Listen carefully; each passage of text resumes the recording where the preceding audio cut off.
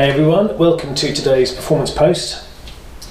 Today we wanted to talk to you about a course I was on at the weekend, the SFMA, the Selective Functional Movement Assessment.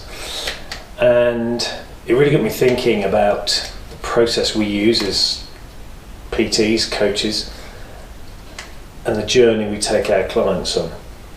As it stands now, as personal trainers in our industry, we really look at people going from A, and we take them along to B. So someone comes to us at A in the gym or through the website or where it is with a problem and says, I need to get fitter, stronger, more stable, whatever it is. And then we, with our expertise, provide them with a pathway to go to B. And we spend a lot of time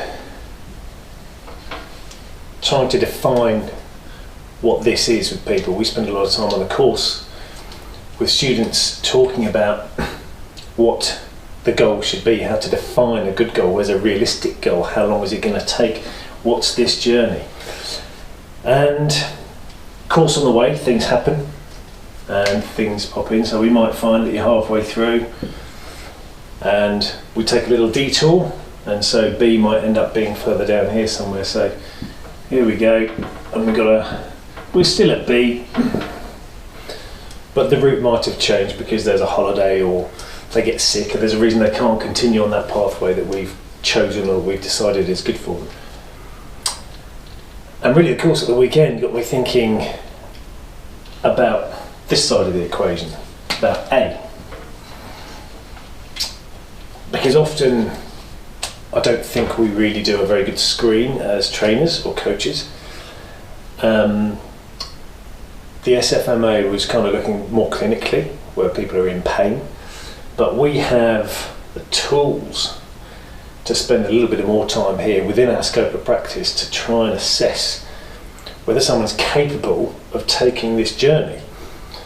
Because if they're not capable of taking that journey because we've missed something here, then instead of a little detour, what you're going to get is someone coming all the way back to the start, or even worse, back here, and suddenly they're starting behind the 8 ball, which is worse than where they were when they started, and that's really not our aim.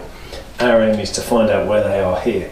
So for functional movement, or for a functional movement screen, clinically, which was interesting, they would talk about function being the capacity to perform a movement or a movement pattern through the body's natural full range of motion, so the joints have an acceptable range of full motion.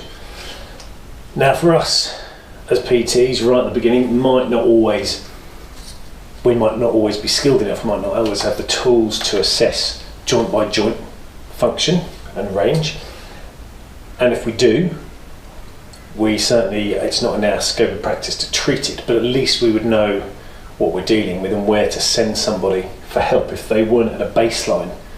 So before we start loading patterns of exercise and loading with volume and higher repetitions or higher load or higher velocity on this journey, we really need to assess whether or not they're capable of it first. And I see far too often trainers making the mistake of just doing a very vague assessment. We'll do an overhead squat and that will tell us everything we need to know. It might tell us if the movement is dysfunctional or if they can't complete it, but it won't tell us why not.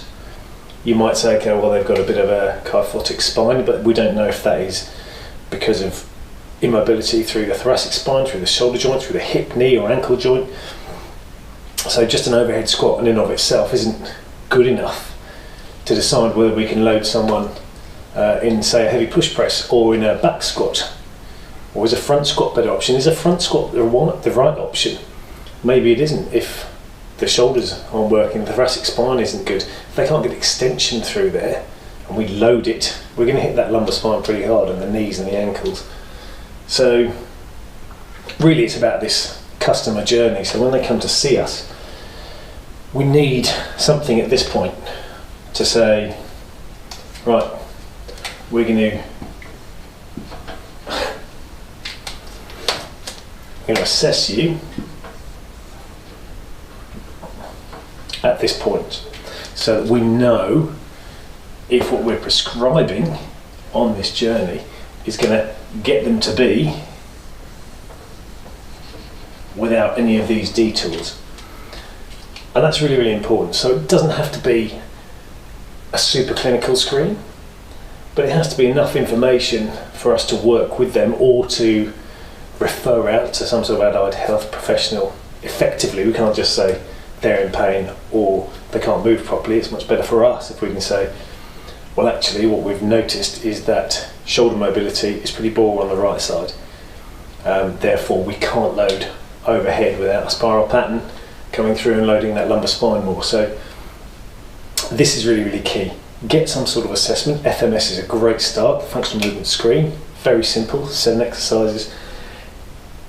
We'll know just from a gross pattern perspective if they have the control and the range of motion to do most of the stuff that we would need to do for Gen Pop in here. If you're doing sport specific, that might be different. If they don't pass the FMS or whatever screen you choose to use, then we refer out so that we know someone can be, because they can get treatment if they need it. If they pass, then we can take them through, and if that changes, then we've got a baseline not just for us but also for our clients. And if you use the same screen for several different, for all your clients, then you've got a really good baseline, because you'll be looking, your eyes will be going several times, hundreds of times over the same process, so you'll learn to see and read the body better and the people.